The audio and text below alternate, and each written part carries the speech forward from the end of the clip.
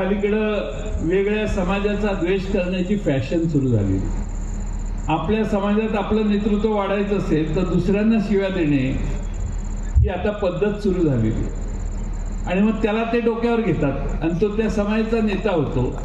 हे दुर्दैवाने आपण या देशात पाहायला लागलो। दुसऱ्यांना शिव्या दिल्या की आपण मोठा होतो हे काही जणांना अजून लक्षात आलेलं नाही की असं होत नाही। दुसऱ्यांना शिव्या देऊन आपली रेषा मोठी केली तरच आपण मोठे होऊ शकतो। दुसऱ्यांना शिव्या देऊन आपण मोठे होऊ शकत नाही ही तुमच्या सगळ्यांनी जाणली पाहिजे। आज दुर्दैवाने या देशात जातीत महाराष्ट्रात जातीमध्ये द्वेष पसरायला लागलेला आहे। आपण गुण्यागोविंदाने राहणारे यशवंतराव चव्हाणांच्या नेतृत्वाखाली गुण्यागोविंदाने राहत होतो।